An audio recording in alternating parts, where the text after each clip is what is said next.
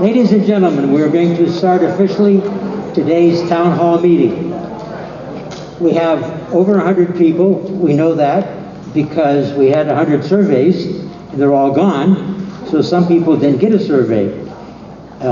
You can say that I, who am the host, Ward Jennings, has an inability to forecast the future and could not predict the turnout, which is a correct statement. So thank you all for being here. At last count, with about 100 people here, about 85 of you are people who already have a key card. You're members of our community and have provided your financial support.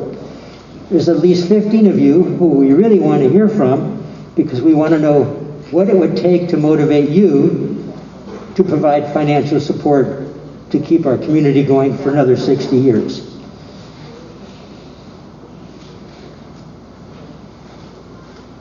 That was all as it.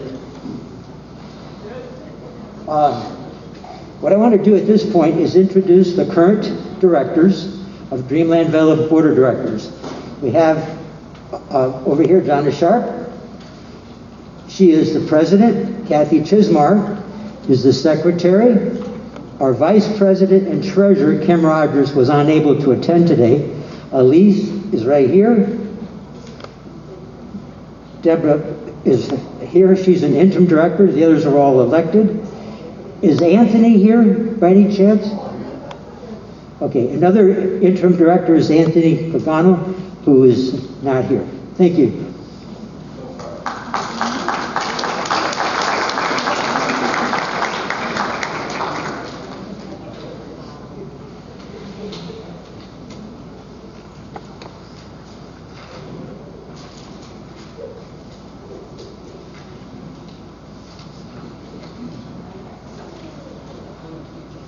So, what started out is, what's the existential, here's a big word, what's the real threat to the future of our community?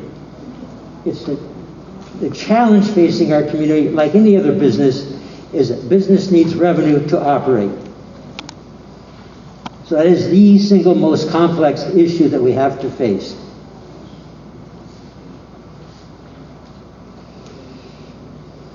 Dreamland Villa has struggled to predict the behavior of our customers, that's the residents of our community, during an unprecedented shift in our community's demographics. The community's actually gotten younger compared to the 50s and 60s when it was first started. COVID has created its own unique challenges. Recent times have seen a volatile period in which flippers buy houses, single-family homes, and rent them out. Purpose of today's town hall meeting is to engage with the residents, listen to what you feel is important, and find ways to create a more positive experience for all of us so that every couple years we don't cry, we're going broke, we're going broke. It would be nice to get over that feeling, wouldn't it? It sounds a little like PBS fundraising, if you know what I mean. or when I was a kid going to church, periodically they would always want us to contribute money to pay the pastor's salary next week. So with that little bit of introduction, the primary objective today is for you to talk and us to listen. But I'm going to have Donna Sharp discuss what it takes for Dreamland Villa, paperwork-wise, to comply with the county and federal requirements to keep our community legal, 55 plus age restricted. Jonna?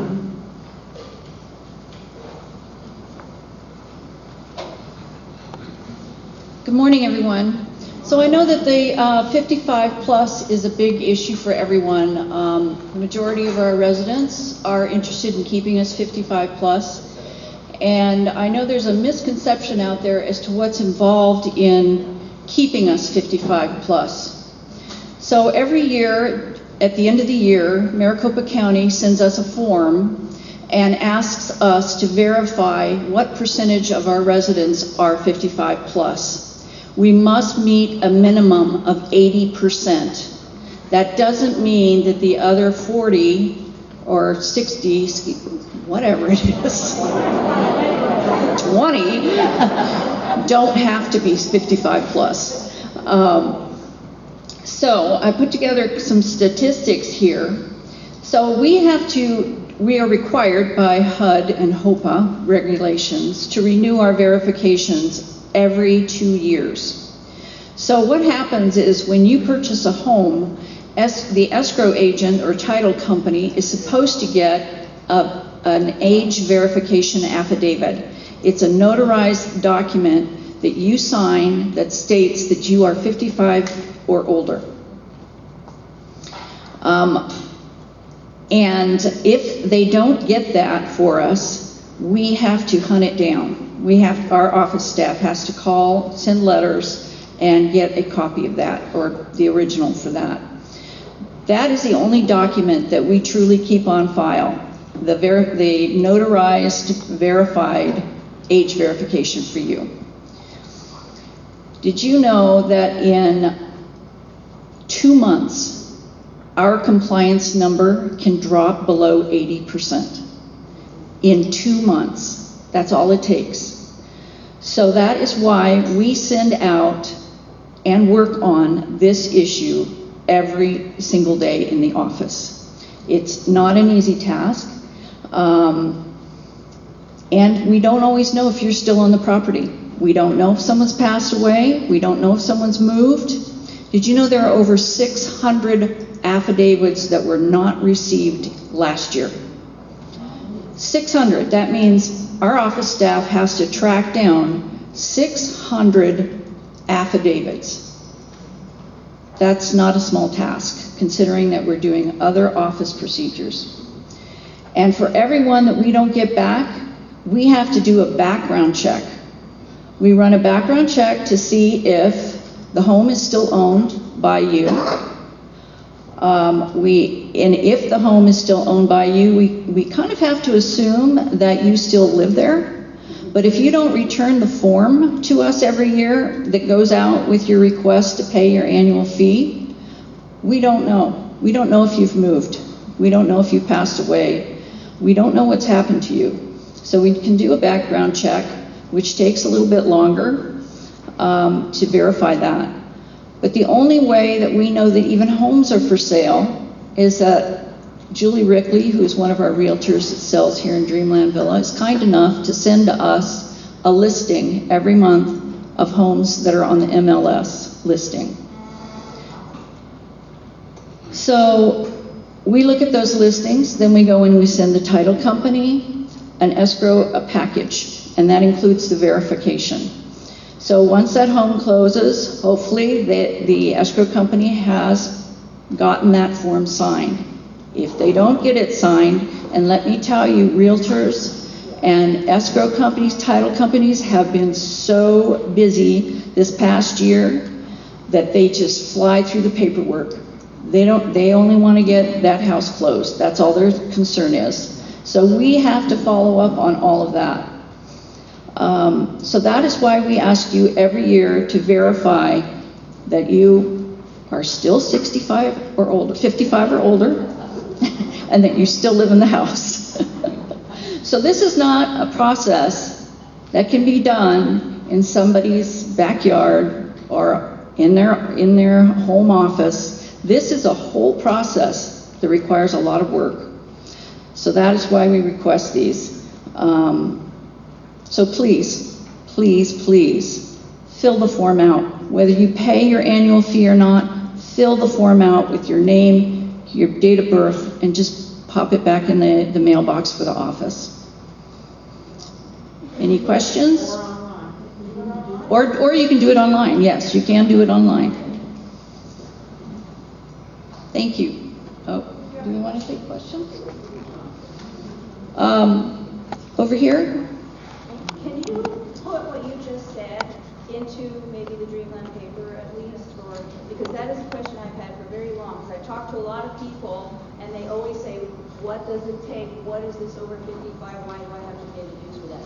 That answered my question, and I would love it if you put it out there more, because it's hard to visualize exactly what you said has to happen in order for, and why it takes money.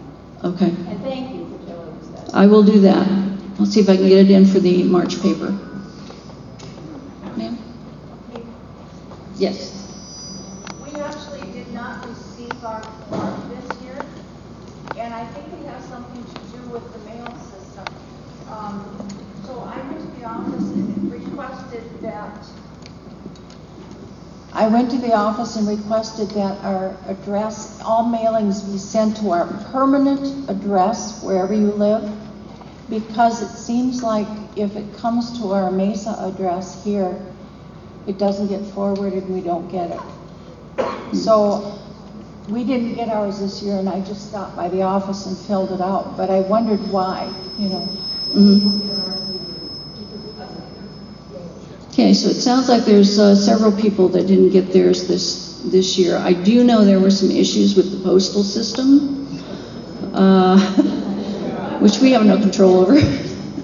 But just stop by the office, or if you do have a computer, you can go online and fill it out online.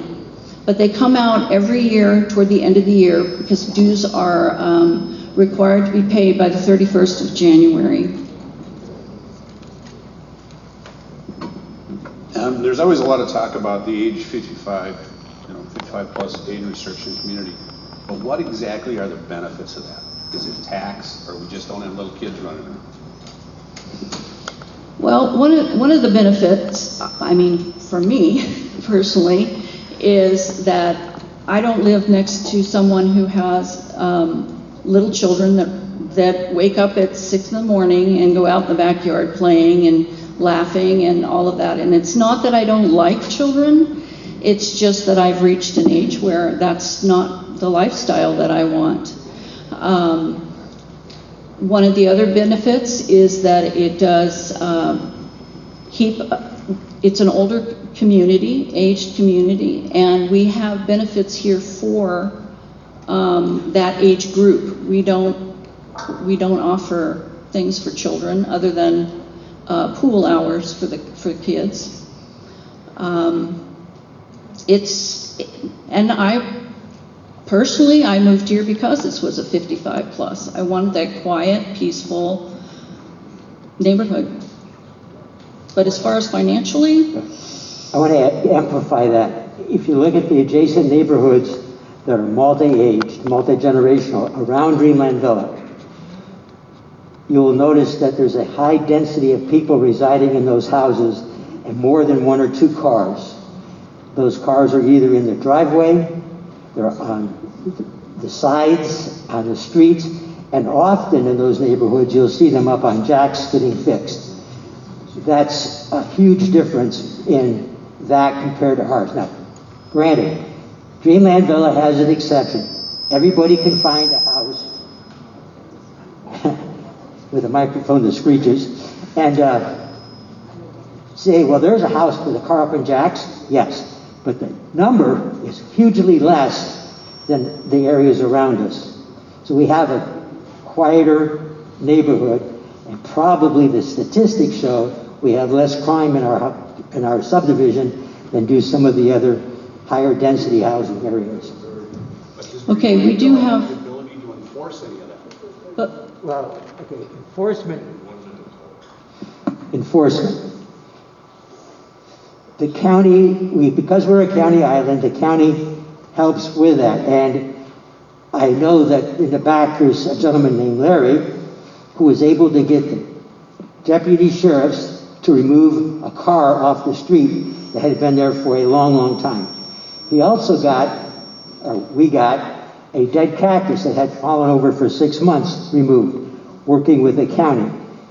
It takes perseverance, it takes a lot of effort, but things can be done. And I think the board of directors is moving in that direction to make more of you aware of what has been done so that you can see the value by providing financial support to DVRC and how that translates into correction of issues that we're not marketing to you, so you know that today. That, I think, is going to be a goal. Okay.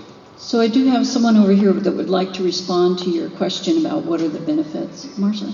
My name is Marcia Spencer, and I have lived in Dreamland Villa since 2001. When I moved to Dreamland Villa, I wasn't 55. I was still in my 40s. My husband was 55. We came here not because there weren't kids here. We came here because we loved the community. It was quiet. The houses were older, but they were well maintained and well built. I was still working. I have paid my dues, and my husband paid his dues every year since 2001 because it benefited my community. I don't use the facility. I know Jonna. Jonna can tell you. I'm a resident here, a long-term resident, and I don't serve on the board. I don't do any of that. This is my community. This is my home. I came here because the streets are clean. There aren't cars on the streets. I came here because I can look out my window and every lawn is beautiful and well kept. Some of them maybe not so, but it's not like my neighbors, my best friend's neighborhood, where you can't get down the street because there are so many cars that you have to go one way. This is a beautiful, beautiful neighborhood, and that's why it needs to remain 55 plus.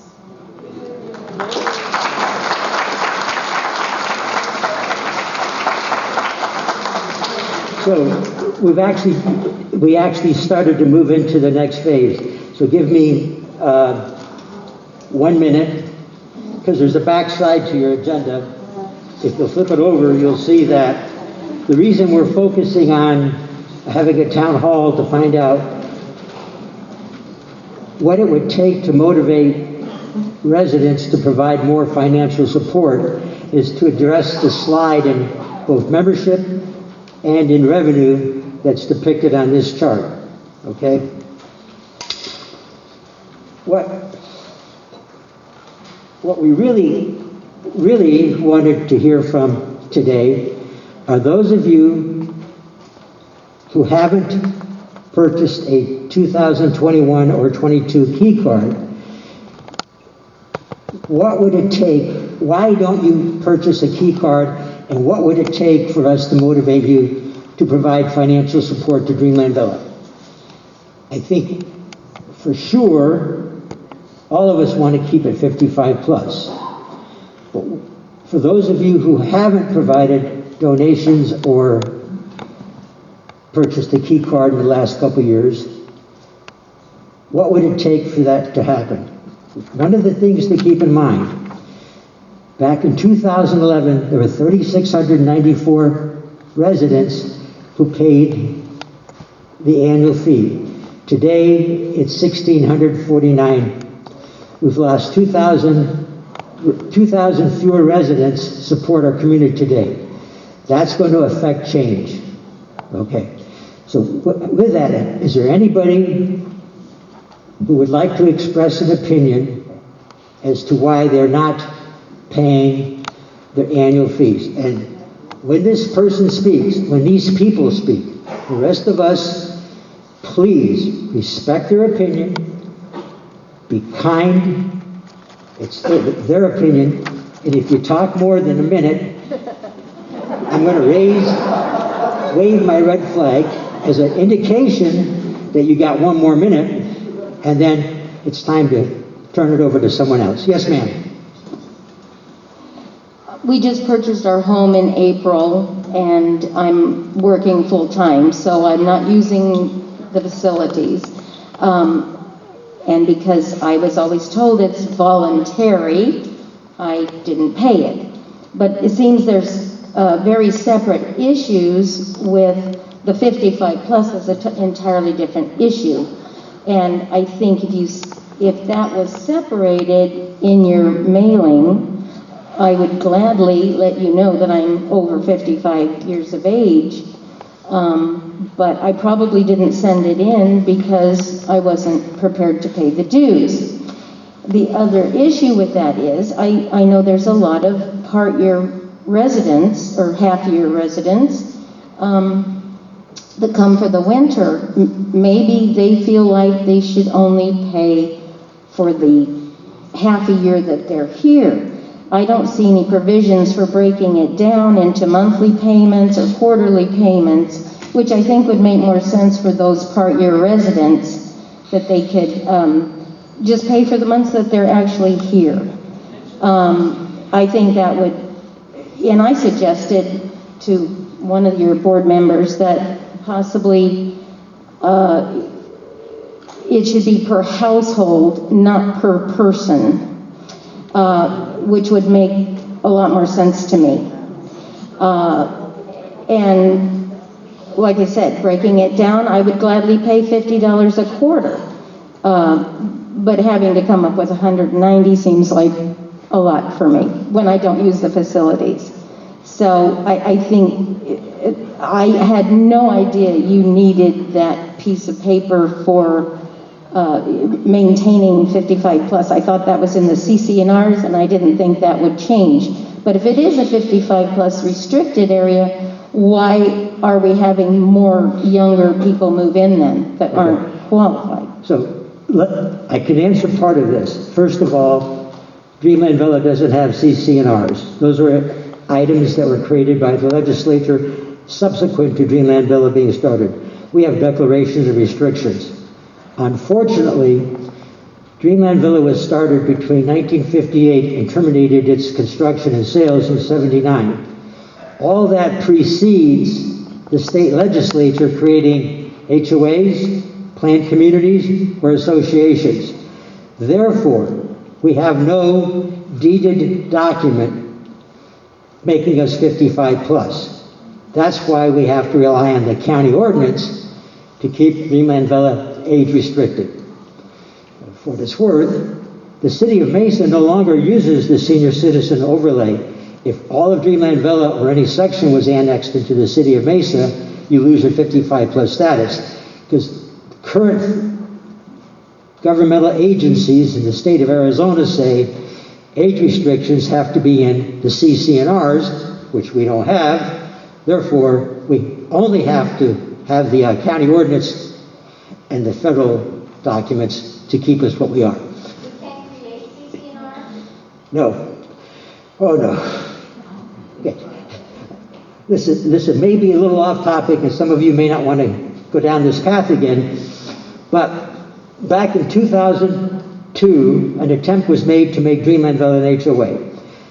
That culminated in 2010 when the Arizona Court of Appeals said every person on every deed in every section of Dreamland Villa has to sign a change to add anything. So I can guarantee you there's no way to get every person in every section to agree to do that. So sadly, that's not going to happen.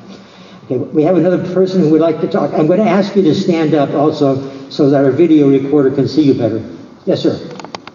Well, I'm only a part-time here, but I think we should keep in mind that if we lose our 55, we get kids in here, then we're going to all have to pay school tax, which is going to about triple our taxes. That $190 is cheap compared to tripling your taxes.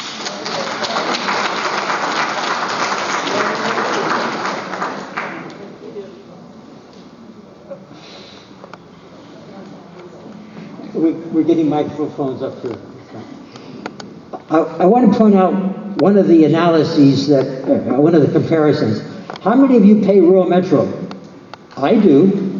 Do I have a choice? My insurance company didn't think I had a choice, and my reverse mortgage company doesn't think I have a choice. So I voluntarily pay rural metro $270 a year and cross my fingers I don't need them.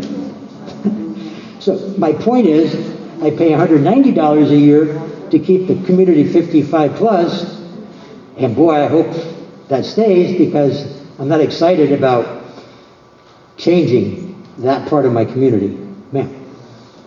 Okay, I'd like to respond to that lady.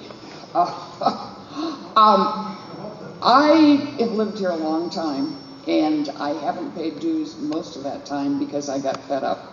I invited John to lunch a while back. Okay. I invited Jonna to lunch a while back just to find out where she was coming from and to tell her how my major irritation is weeds. Nobody gives a damn when they're gone. You know, and the lady who suggested that you don't pay dues when you're not here, it's just like your weeds. They keep going on. So, and it's needed. I did renew. I paid this year. It's been a while. I think the bottom line is we've got to work together and if we're going to get anything done. And one thought I have is that maybe we work in groups to talk to our neighbors about why it's important. So that's where I'm coming from.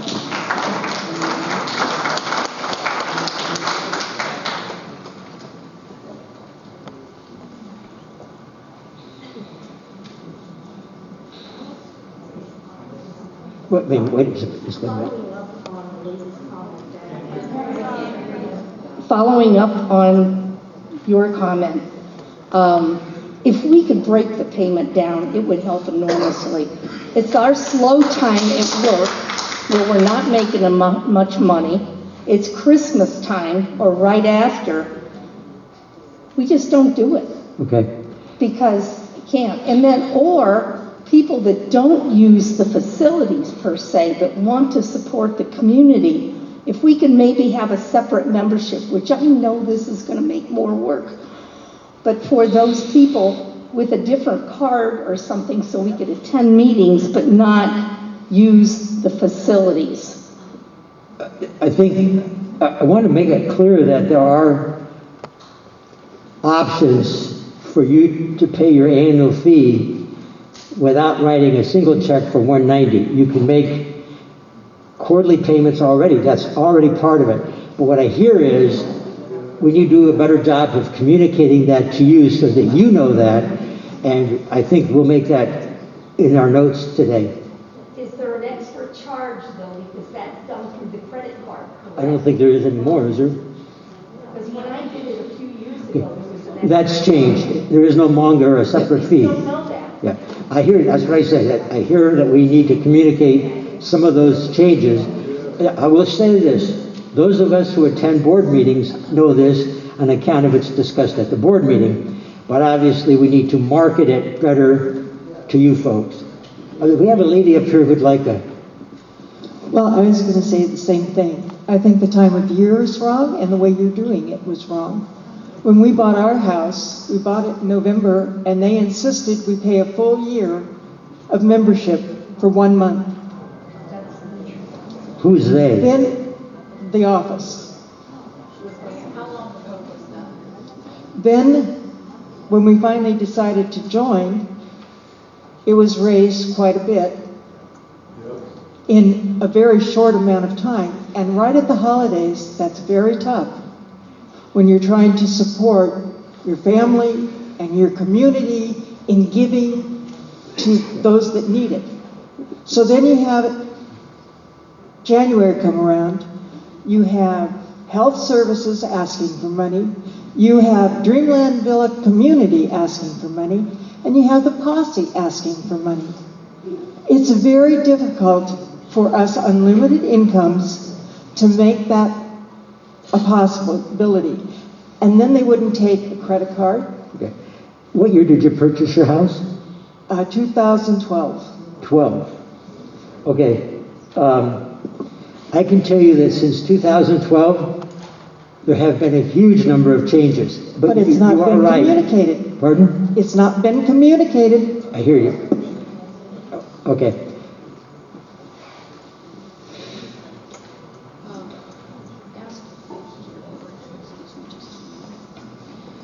So if we were to make it available, and I'm saying it would take us a while to do this, but if we were to make it available, how many of you would be willing to allow an automatic payment come out of your account once a month for like $15 to pay that?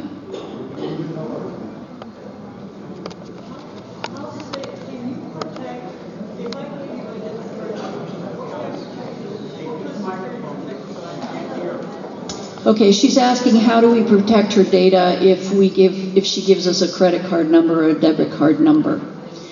We have 2 permanent employees that staff the office. Only those 2 people have access to that information.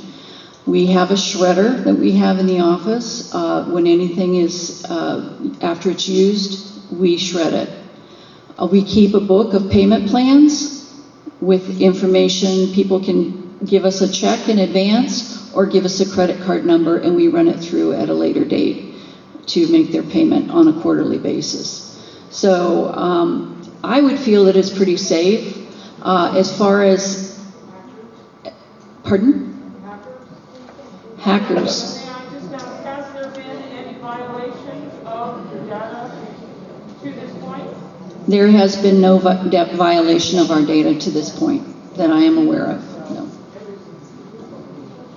We have a lady in the back of the leaves. Go ahead, ma'am. Just a bit louder.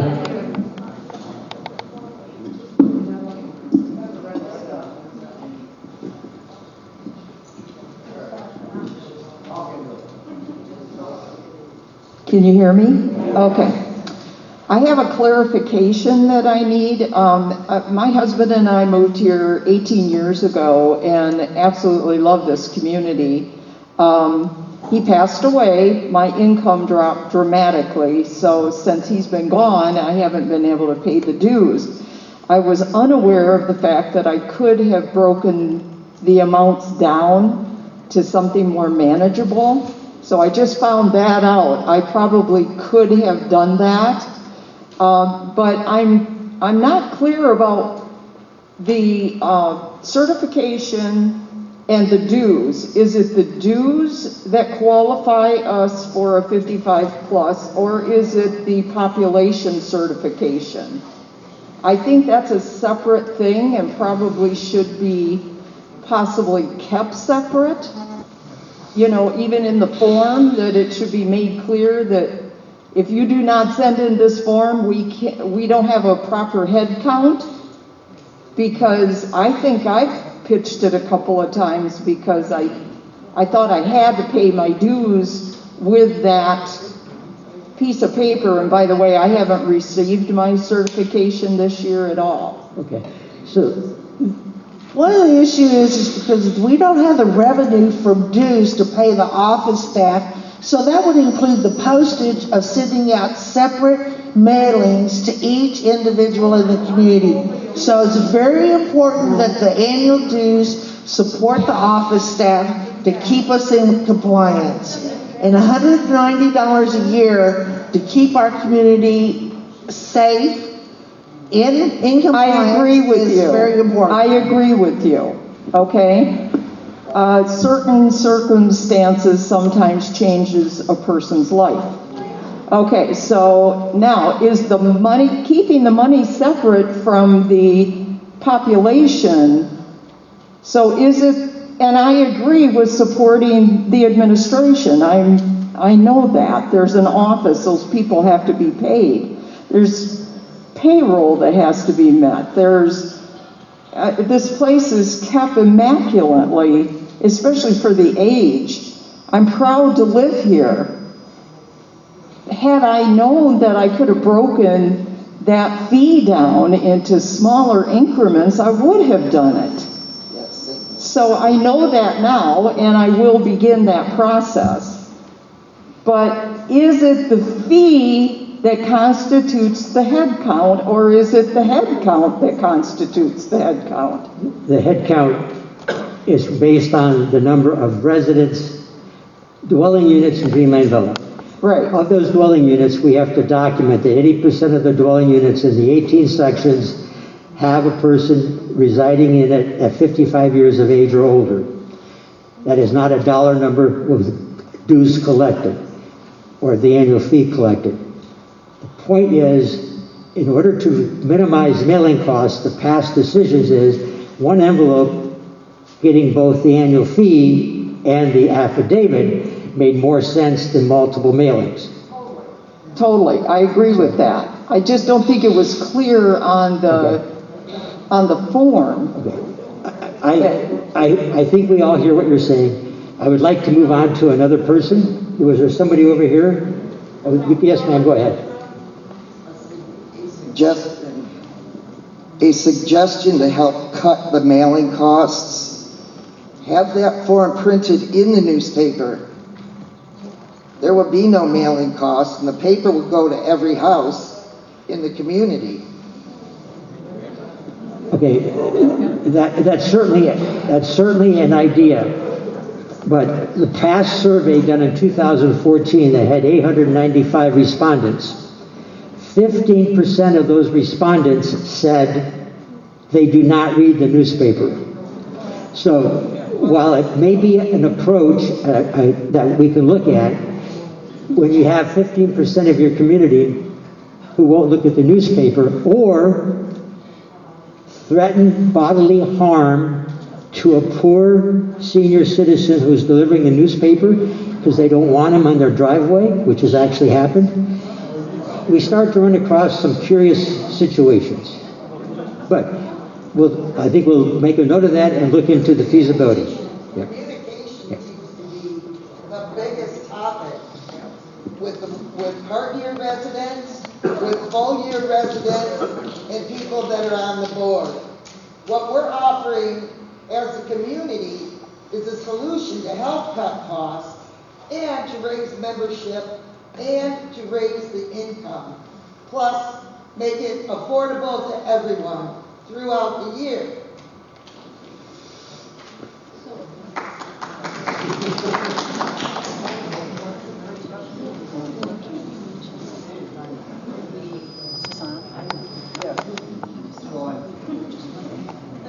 Hang on just a minute, please. So what I'd just like to say about communication, we hear you, we really do. We have tried to collect email addresses. We post out on Nextdoor. We send things out in the mail, and we put things in the newspaper. What else can we do? We can, and I think it's a great suggestion, put one of the forms in the newspaper so that if you didn't get your form, or put out a notice at least to say, forms are coming out, stop by the office if you didn't get yours, something like that. We can certainly do that. But we are trying everything we can. If you have not given us your email address, if you don't read the paper, if you don't read Nextdoor, there's no other way for us to get information to you. John, what is our count of attendance today? I counted 150, and then there's been a few more that have walked in, I've noticed. So I would say we're at about 160. 160. Yes. Thank you. We should have an annual meeting really quick.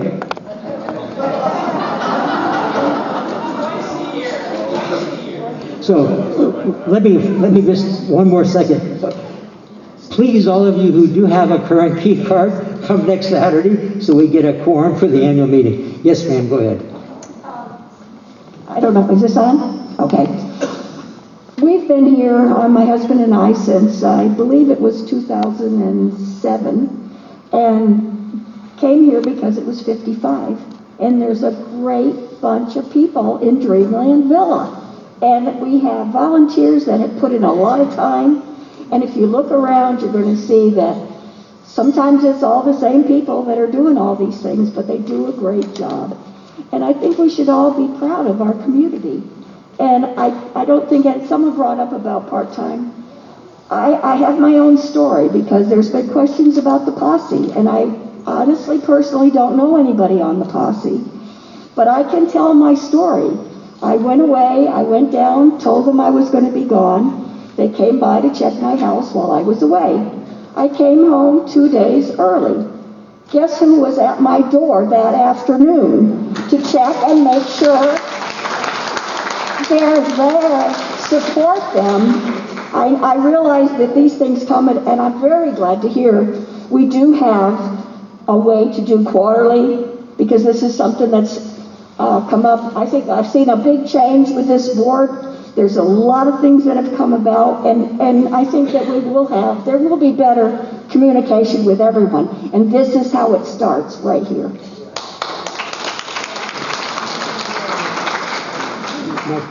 Yes, ma'am. Deborah.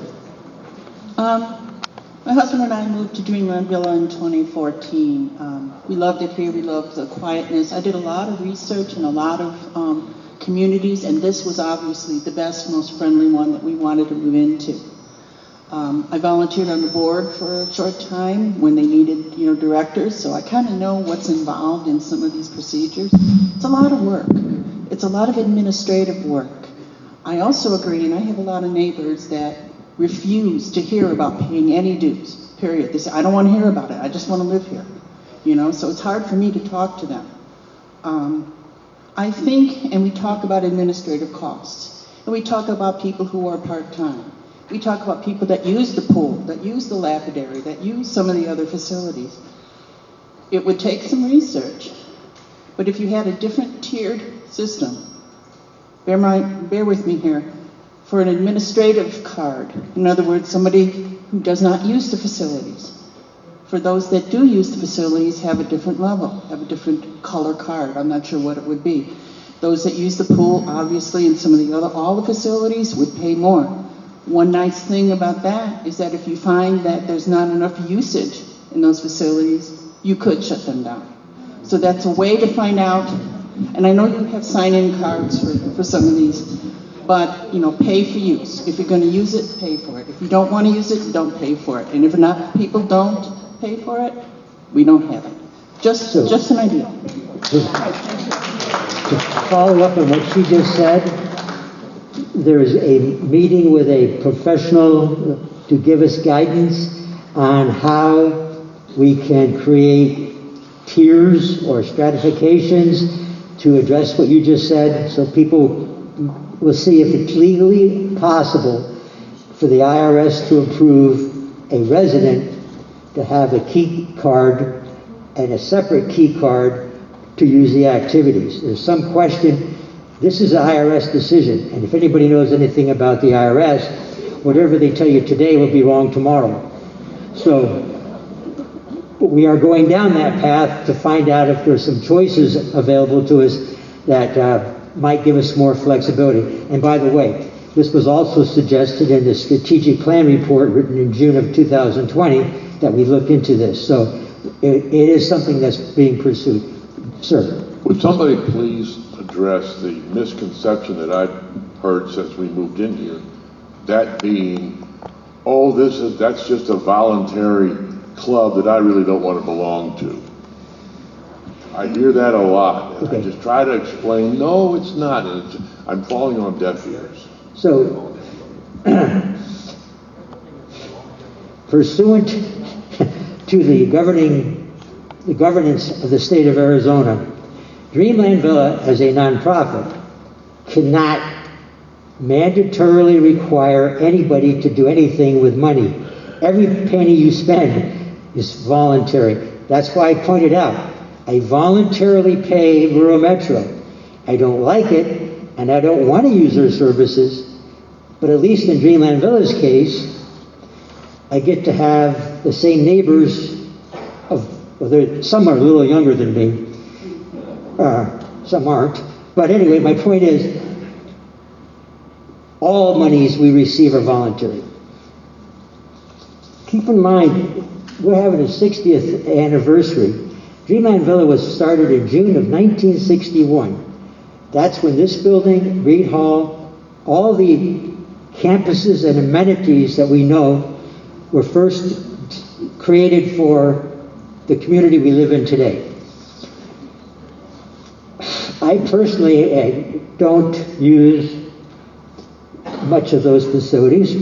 Nobody wants to see me in the swimming pool with my 12-inch incision on my hip.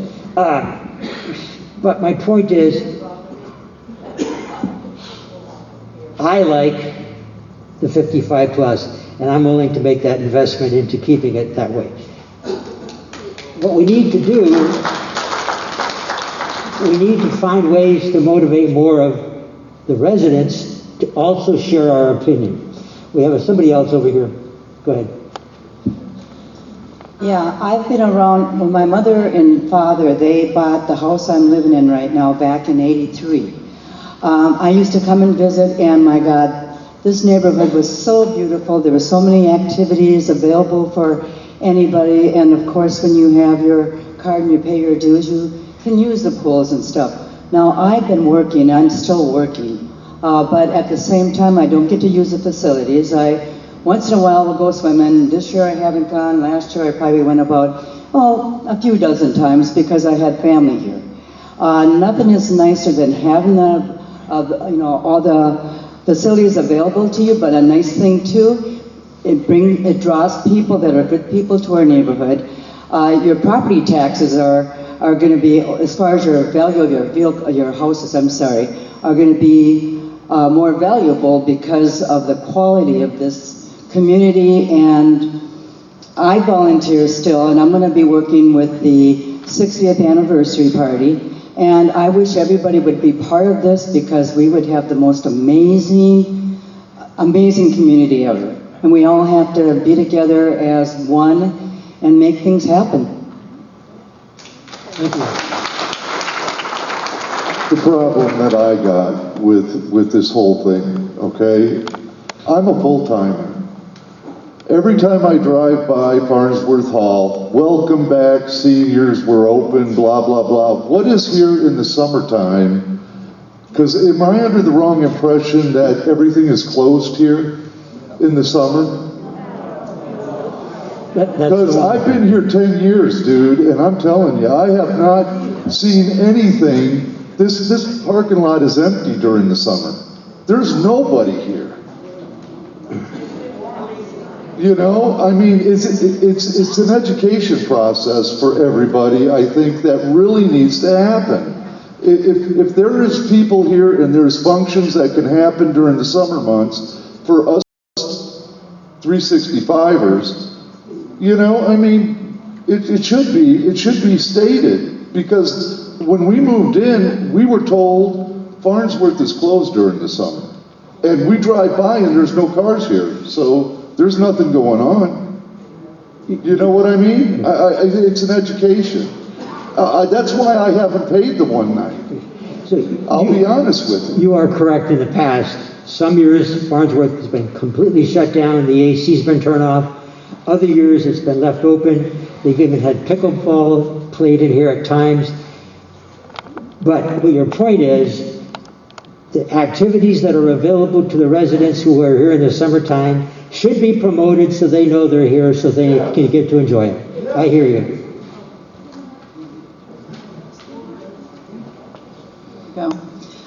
So let me just briefly speak to that. You should all know that everything that happens here in Dreamland, except for our maintenance staff and our 2 office staff, is handled by volunteers. Everything. All of the directors, all the people that man the wood shop, the lapidary, all of that is all volunteers.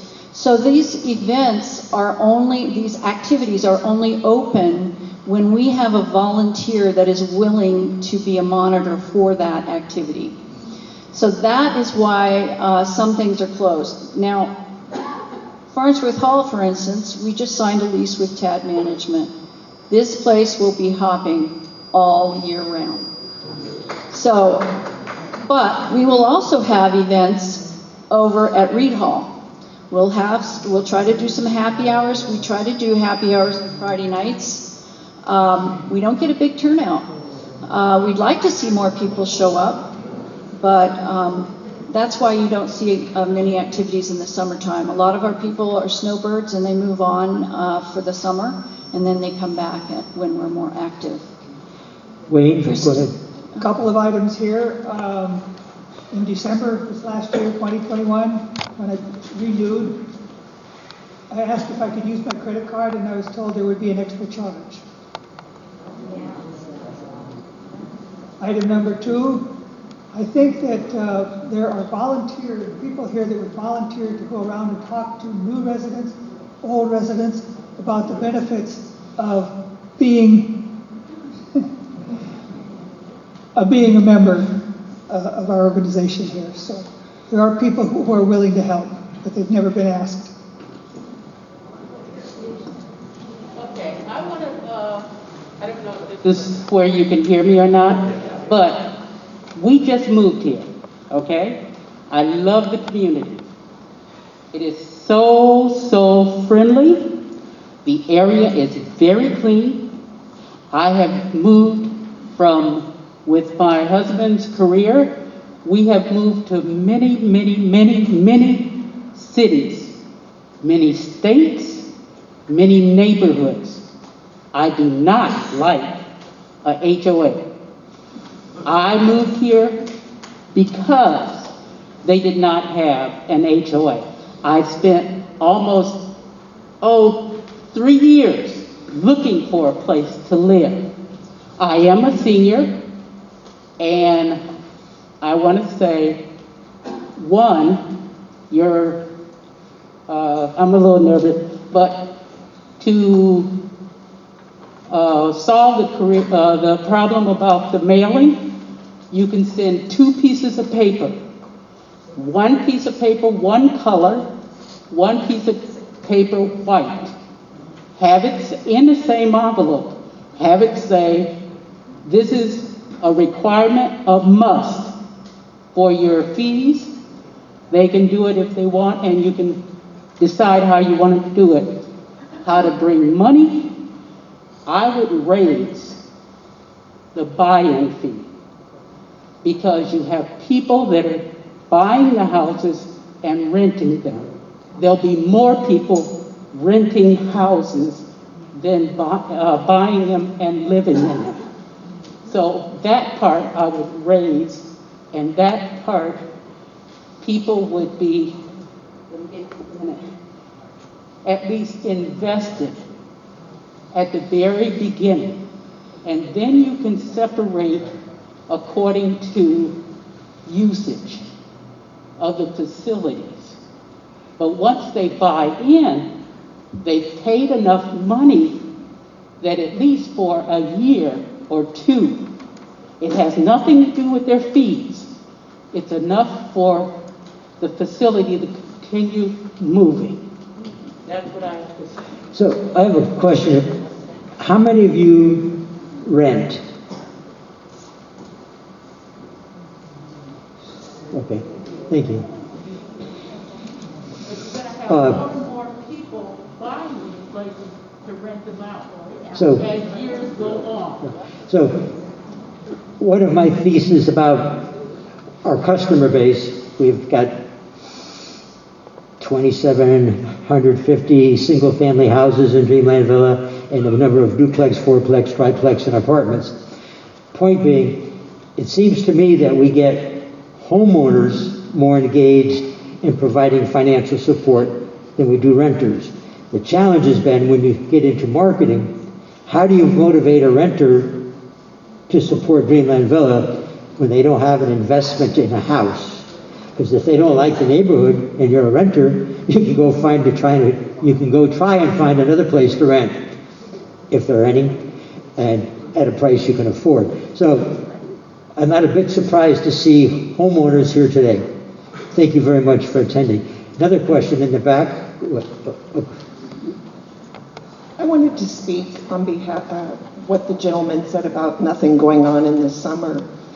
We had 3 concerts all summer long, open to residents and guests.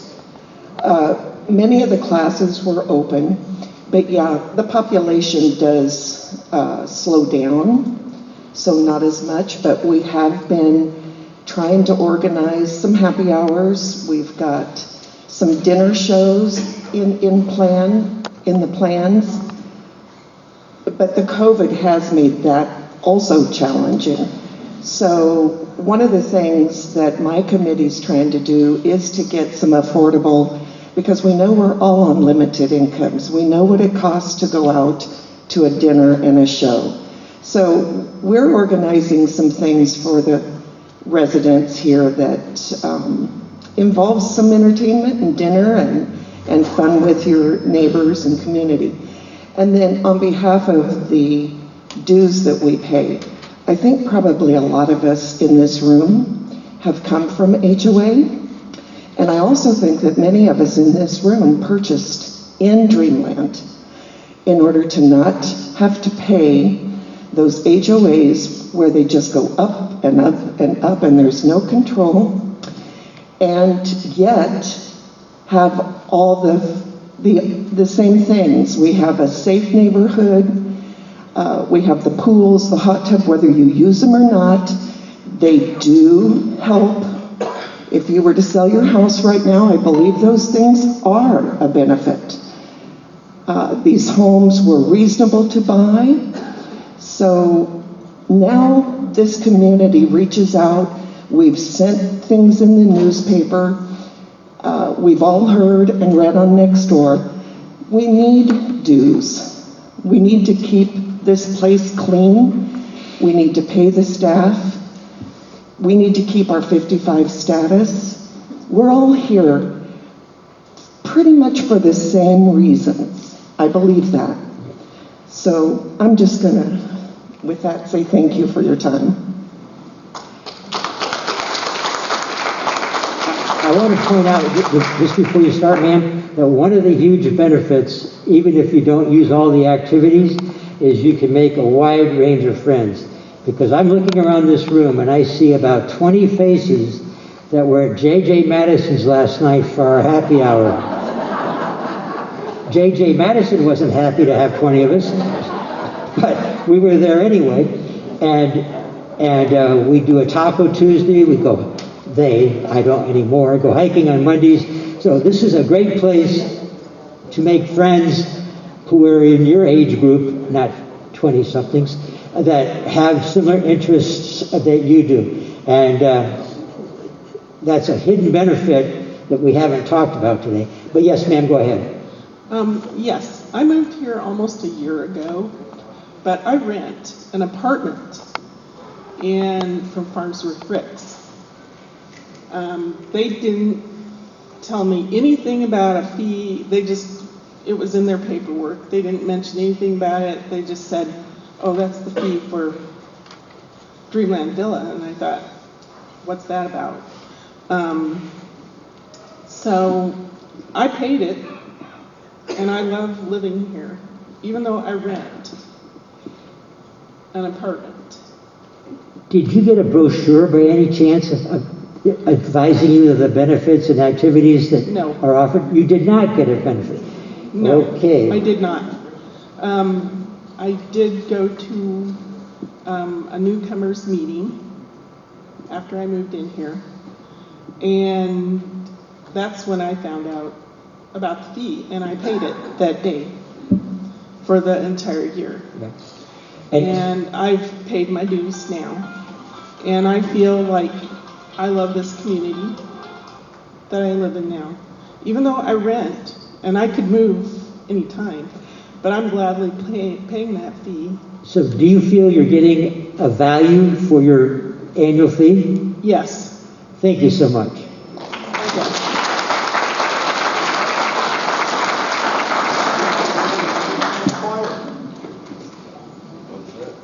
Elise? Go ahead, sir. Yes, my name is Dave Humphreys. My wife Helen and I have now lived in Dreamland Villa for approximately a year and a half. We have good neighbors around us, and we will someday be enjoying the great amenities that Dreamland offers when the pandemic is over. To socialize and use the facilities are a huge asset for an active 55-plus community. It's obvious that there are many good volunteers that are striving to maintain a good lifestyle here and working so hard to administer and keep our 55 plus status. We believe that the small fee for our membership and the 55 plus status is an incredibly small amount to pay for what we get in return. It's an extraordinary value. We would like to thank the many volunteers who are striving to maintain our community. I would especially like to thank the volunteers that put together the strategic plan for 2021 through 2026, which, if you haven't read, it is available on the excellent Dreamland Villa website. Thank you.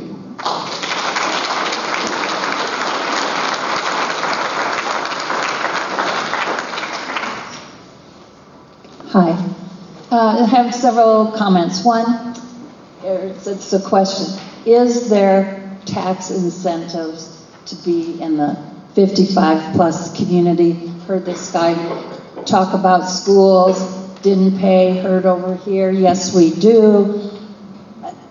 Can you say a yes or no? That might be a big incentive when somebody realizes that if we do go or change from a 55 plus, taxes are going to go up. Your question is, can we say yes or no? Yes or no?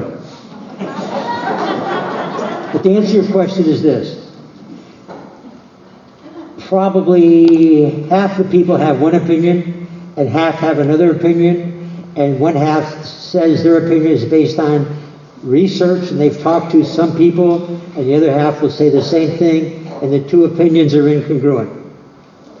So I can tell you that when I did an analysis of Evergreen, which is, I think, section 14, but was annexed into the city of Mesa, so they can have a key card in Dreamland Villa, but they're not part of our 55 plus because they're in Mesa. What I discovered there is a house that had been owned for 20 years had half the property taxes of a house that had been sold yesterday because the appraised value jumped up. So more than school taxes, it was when the house sold that affected the base for the tax bill. We all know we don't pay as much City of Mesa taxes as our neighbors. So what will the change be? Well, in my case, when the City of Mesa annexes my section of Decatur Street is going to have to go on city sewer from septic. Well, there's about 25 grand for a hookup fee, and another 20 grand to tap into my backyard and get it to the street. That's $45,000. I hope they do it in about 15 years when I'm dead. So, well, if I am dead in 15 years, could be sooner. So there's not a definitive answer as to if the in my value opinion, of a house, but I'm just saying that the apples, if we all bought a house and I am sure there's people who don't agree with me. But I don't have an opinion. I do not believe there's a definitive, absolute answer that would be cast in concrete. No. I think a greater issue is if you don't sell your house, you'll pay a lot less taxes than your neighbor who did sell their house. Because I bought mine when it was less, it was 5 digits. It was under 100 grand. There's a house that sold for over 400,000 in Dreamland Villa, maybe a couple. Somebody said the houses were cheap. Well, they were cheap, but at 400 grand, I'm not that rich. So I was just trying to incentivize why we should pay, but it doesn't sound like. I see that at next door. There's debates back and forth, and I always cringe because it's not crystal clear to me that there is a substantial savings, because now you're mixing in. If I go into the City of Mesa, I get City of Mesa fire and police and garbage service, which, as we all know, fire service is rural metro. If we could see a sheriff, you got to have a real serious issue, or garbage. Probably Mesa's half as expensive, so there's some trade-offs. You might pay some more, but there's services that are better.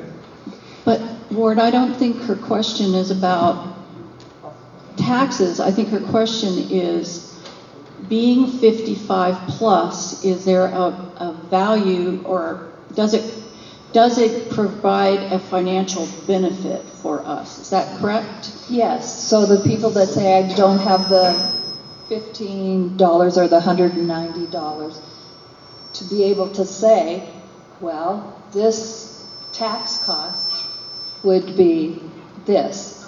You want to pay $190 or whatever, a higher amount. Just trying to give people ideas, to think. Right. The other thing is when people will say, I don't pay, I don't use the facilities, I don't use the swimming pool. It's not just a swimming pool.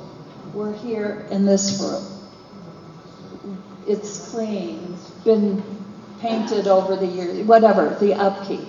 It's not just a swimming pool, and that's not that I go and ask every neighbor, but will be, I don't use the pool. I think it's worth revisiting that subject collectively with the board and some of the committees. And maybe there is a better answer than my ambiguous one, but it's worth looking at, yes. And one more, I moved here in 2015. You guys have had the same problems about keeping people accountable, filling out paperwork. We don't know what activities. We have the website. You have to read the paper that comes out. We have to take an active part. If we don't know what's going on, call the office. The newspapers are listed there. It's not just you guys knocking at our door and telling us. And then the other is, how do we keep realtors or whatever, to get all the information, that you need, so you don't have to keep going out. Are there, not that I want fines or fees, but when a lot of people say, my realtor never told me this, I never got the paperwork, how do we force them to do stuff? That's been a constant challenge with the real estate people. Some of you remember back prior to 2015, there was not a single listing on MLS or any of the houses for sale that identified Dreamland Villa as being 55 plus age restricted. We fought that battle for the better part of 3 years to get the realtors to disclose that Dreamland Villa by county ordinance is 55 plus. The problem is the buyer's realtor needs to be the one that tells them that it's what the conditions are. There is where the problem lies, because we don't necessarily ever know who the buyer's realtor is. We know who the seller's realtor is, and we can use seller's realtor. If everybody were to use about 4 real estate agents, much of this problem would go away. But when I first became a director, somebody listed a house from Payson in Dreamland Villa. Well, I can guarantee you that lady don't have a clue about what Dreamland Villa is.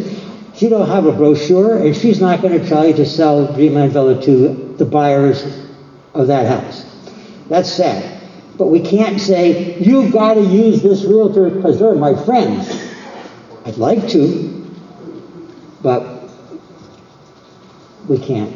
So that's a challenge, but the office was working on that. They contact every realtor. They're still doing that, right? They contact every realtor and let the listing agent know. We used to make sure every house had a brochure in it. This is a constant battle that has to be fought every day. The education of the new buyers. Some days we succeed and some fail. Right. Well, and that's what I was saying. As long as I've been coming to meetings, it's the same thing. I know that Mary back there has a question. Yeah. I'm Mary Newkirk, and I'm one of the paid office staff, and I'm a resident of Dreamland Villa. And one of our biggest challenges, one of my roles is communication. And I get very frustrated with lack of, and so I was really hoping that we could make that happen. But I will tell you what, I send out an email every week, and there are 1,680 people on my list, and 2 of the 3 weeks, the last 3 weeks, I had a 30% open rate. Last week I had 50, I was pretty happy. But I really appreciate this lady over here saying it's our responsibility to find out what's going on. So you can't sit in your home and think someone will come and knock on your door to tell you what's going on. We have a great website, we have a newspaper that is monthly, and we have an email that is weekly. So, and we have an office staff. So call and ask your questions. And we'd be happy to communicate more and better and get your suggestions on how to do that. Ma'am, up here.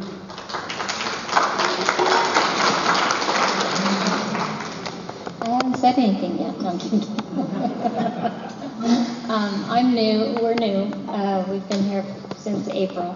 And when we first came, we came to one of the meetings, the introduction newcomer meeting, and we were very interested in joining, but we haven't yet. And one reason is because with COVID and everything, I'm on disability. My husband has had to take a job change because of COVID, and it's made a reduction and made it difficult in our finances for us to do so.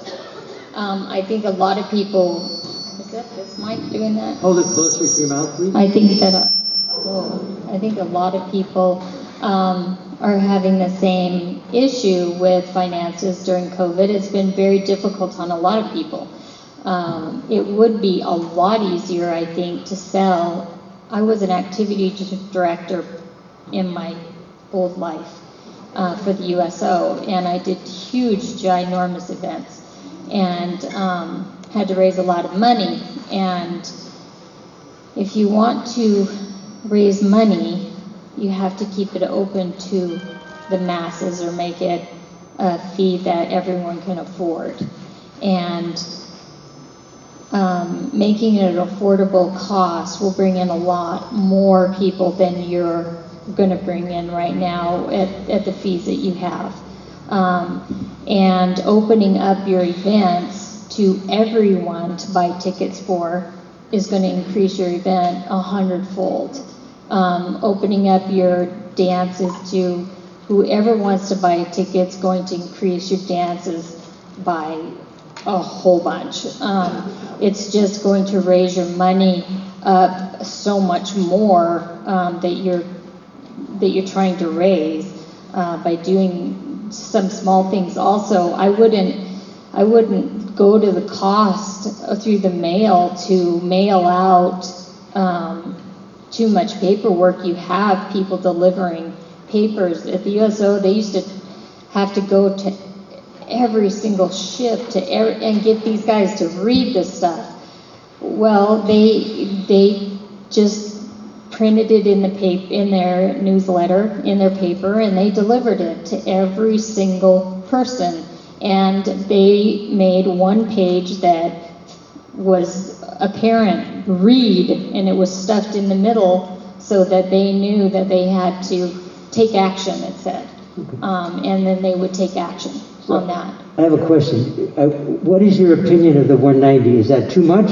Was that what you were saying? I think you should do a monthly installment program. I think you should just do it that way. Okay, you're not. Monthly, $20 a month, whatever. In terms of inserting anything in the Citizen, it actually costs us more money to pay the printer to insert an ad into the Citizen than it does to do a direct You have mailing. lots of volunteers. Volunteers. Okay. I'm going to speak for the volunteers who deliver the Citizen, but what I'm told by the people who are organizing the distribution, right? The people who deliver the Citizen do not want to take a sheet of paper He delivers. and set it into each newspaper as they walk around. He delivers. He delivers. Okay. Okay, he's new. He delivers. And you get how many? 68. 68. And to take 68 while you're walking up to the house and have an extra piece of paper with you to put in it. If it's too much for you, then maybe during that one time when they're delivering one extra piece of paper, you get somebody that will do it for you or do it with you. So I can tell you that That's just a suggestion. this year when we were looking at creating It's a suggestion. promotion for this meeting, I looked into using the citizen and a sheet of paper to promote it rather than a mailing. And I did not get a yes. So we did a mailing. We can talk to the people again and see if there's any potential for that. I'm glad to know there's one gentleman who's willing, but I was told that collectively speaking, the group that does the rest. Oh, John, what do you and Ellen think? Would you stuff a sheet of paper in the citizen when you deliver? Well, I think it's a case where we deliver about 60, 65 newspapers, and I don't see that being a problem if we had to do it on a one-time basis. Well, we certainly can revisit it with Don and Judy and see if there's an option there, yes. Okay. Well, so far we got 3 who would be willing, and nobody said no yet. So, okay. We have 150 papers we deliver, but I don't think people are going to look at the inserts because we have advertisers that put inserts in those papers. And, you know the insert's in there, you're just going to throw it away. I don't think it's a good idea. I would put them in, but I don't think people will look at them. There's always going to be those people that don't do something. There's always going to be 20% that don't do it. But there's always going to be 60, 80% that do it. And if you take 80% and those people pay those dues, then you just took care of your problem, our problem. So that's kind of when you run something off volunteers and you're running something off of a community, you have to look at the mass of the community. And I'm just saying, from history, from working with a base of people that were only community-based helpers working at a community of soldiers or families and their families, you have to do it off the base of the whole thing and then hope 80% of them, 80% of them, 60% of them, 50% of them volunteer. Okay. We have another lady who'd like to speak. Yes, ma'am.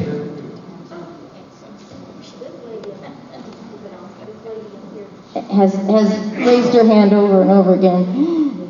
But I have one quick question or comment. It looks to me like the membership has fallen dramatically from 2011 through 2016. What do you think the cause of that decline was? That's where you see your big decline. I thought it was going to be 2020 because of the pandemic, but that is not the case. It's been falling dramatically for a long time. I just want to know why. In 2011, there were 3,694 people. At the end of 2015, it had dropped to just about 2,000. So that decline was 1,694. Okay. Well, the first answer is 2011 was the first year after the Arizona Court of Appeals determined we weren't an HOA. So there was a 16% decline in membership.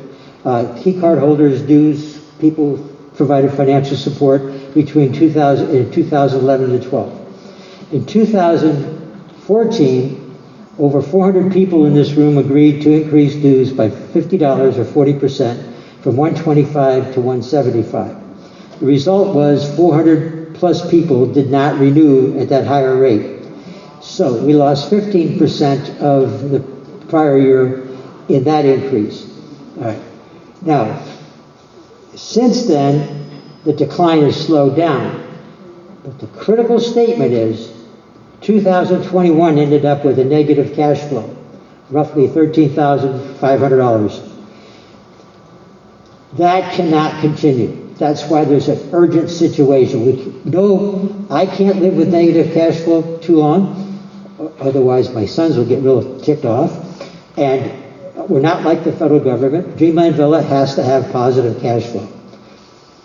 That's why it's critical that we reverse the downward direction for 22, because if we don't, the choices are going to be to cut costs, and that means to not maintain all the facilities, which I believe after 60 years is a huge mistake. I think we directors and those who care about the future of our community. Ward, we know all this already. That's Okay. not why we're here. That's right. We're here to listen. So what comment would you like to make, sir? My name is Kevin. I spoke a little earlier.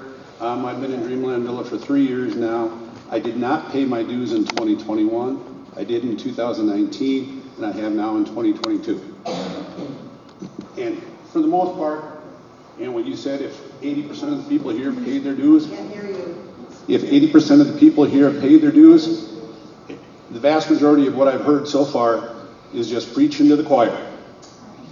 I haven't heard any solutions to get those people who are not paying to pay.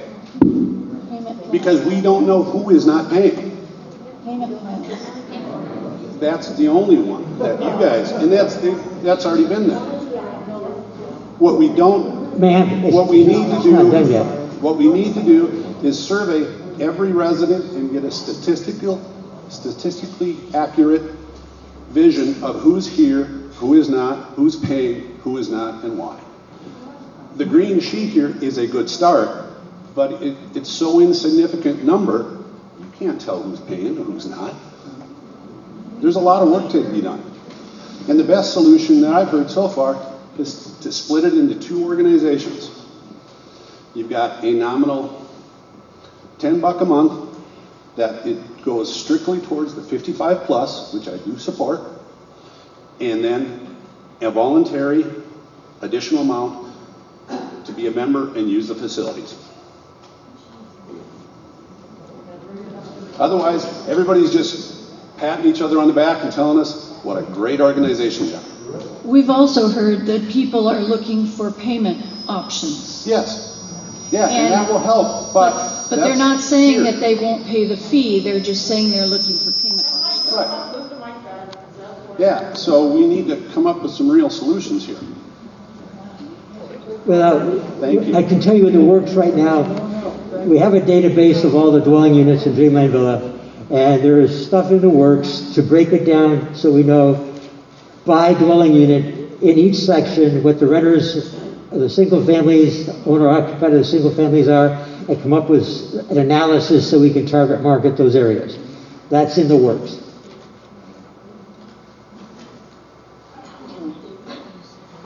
One of the comments I wanted to make was John's presentation on the breakdown of the expenses, the office staff, what they have to do all these things. I'm a person, if I had seen something in the paper, breaking that down, explaining where a lot of the money goes to, it would have given me a different view. Yeah, I know the dues help support that, but I didn't realize the enormity. And I think if more people realize the enormity, they would act differently. Topic number 2, I was trying to pay dues broken down on the website. Can you do it on a computer versus a phone? Break it down into 4 monthly payments? We have that available. But do I have to call the office to do it? You have to reach out to the office to say, I'd like to know more about your payment plan, and they will tell you how much it is to break it down. Currently, our fee, our 190 fee breaks down to what, $15.83 a month? So you would take that times 3 to pay it every quarter. I understand that, but you can't just go to the website and do it. No, because what's required with a payment plan is that you are making a promise that if you write us a predated check and give it to us to hold, to submit, or you give us your credit card information, that we are authorized to submit that payment on your behalf. Right, that, Now, we do get a lot of people that those payments don't go through, so then we have to follow up and find out. I understand that kind So of that's thing. that's another piece of it. Yeah, I guess that's it. I had another idea, or a thought, but I can't remember it. Do we have anybody new who would like to speak that hasn't spoken already? Because we are losing some of the attendees. Everybody here, and I've been here 10 years. I moved here with my grandson, who was 27 at the time, and I was a renter for 3 years. Well, my owner paid our memberships. So when I bought my house 7 years ago, I felt it was important to me to pay my grandson's membership too, because even though he was under 55. Now, he don't use any of the facilities, but we still have to pay the community. So these people that are sitting here saying, oh, I never got a membership, why?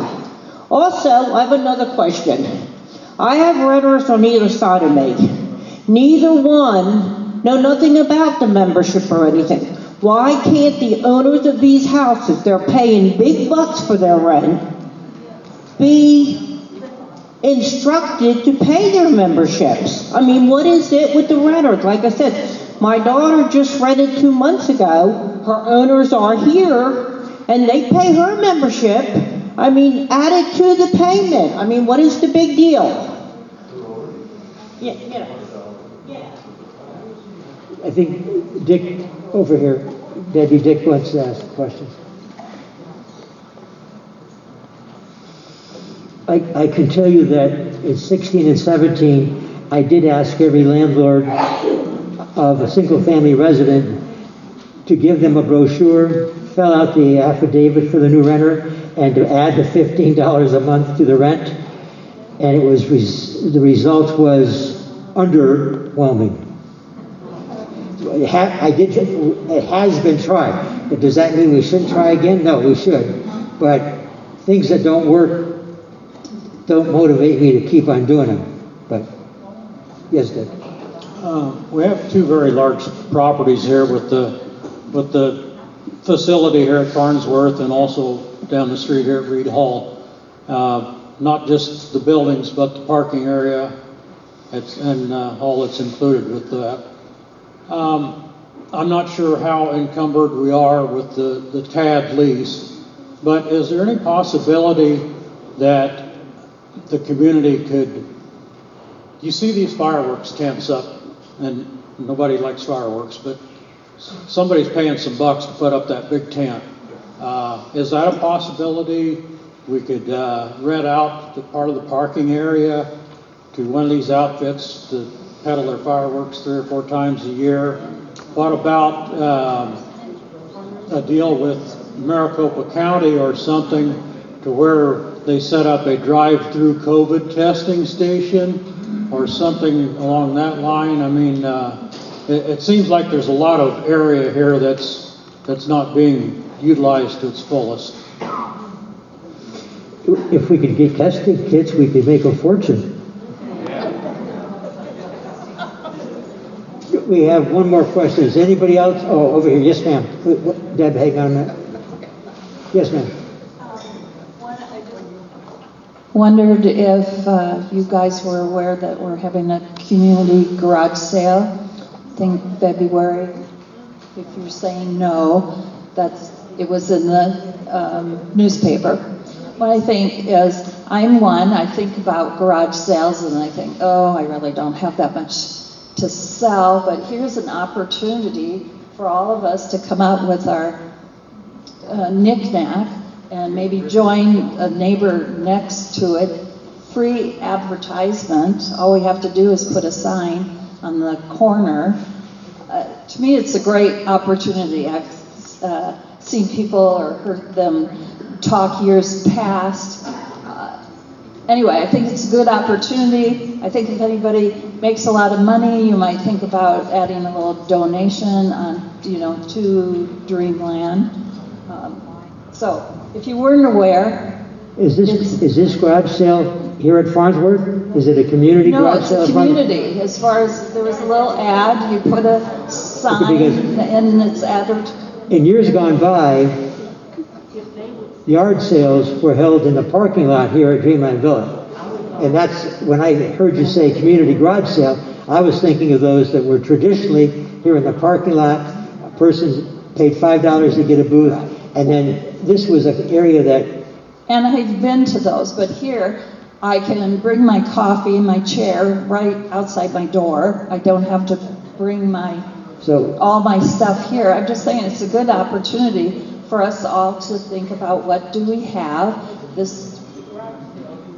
Okay. Well, they could, but I mean myself, I just thought you get a poster board, put it on your corner, and everybody down the street has an opportunity to maybe make a better sale. I think we need to go ahead and take 2 more questions here, and then this gentleman back there in the blue shirt. Make sure we'll wrap it up. feedback.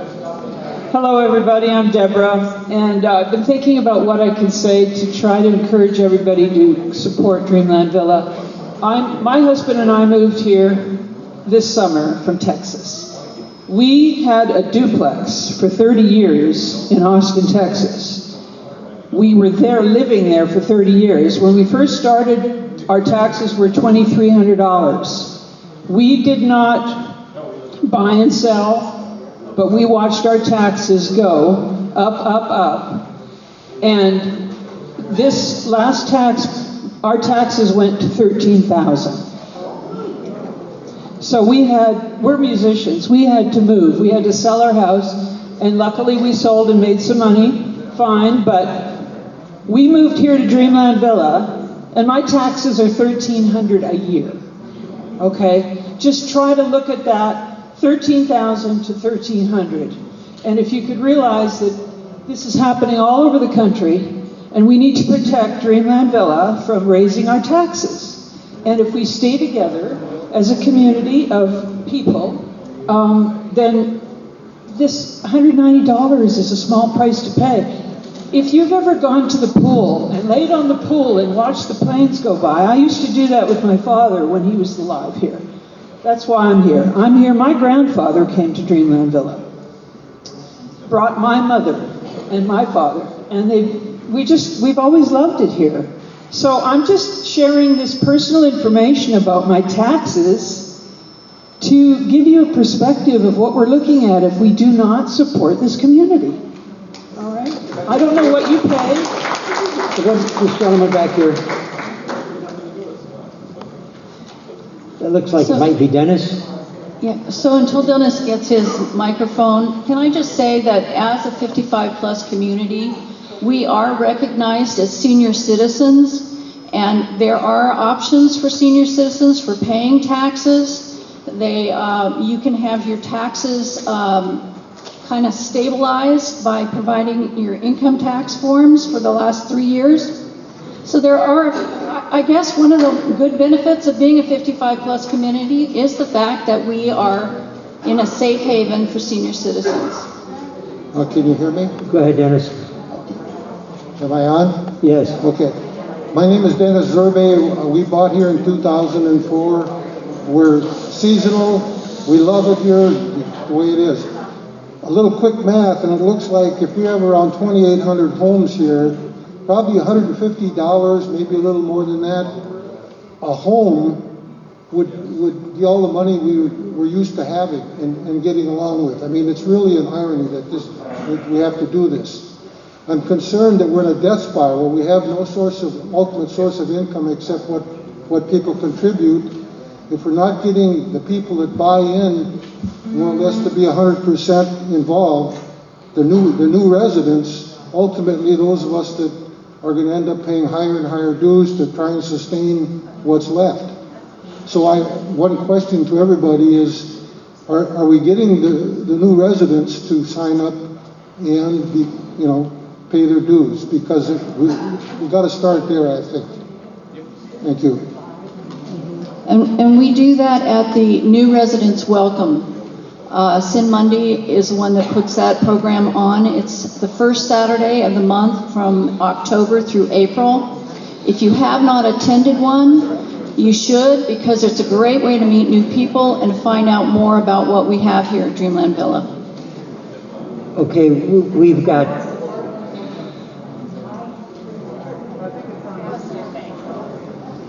I am a new resident. I just closed December 17th, moved here into Dreamland Villa, was very impressed with the community, with the area, on how clean it is. And yes, I paid my dues.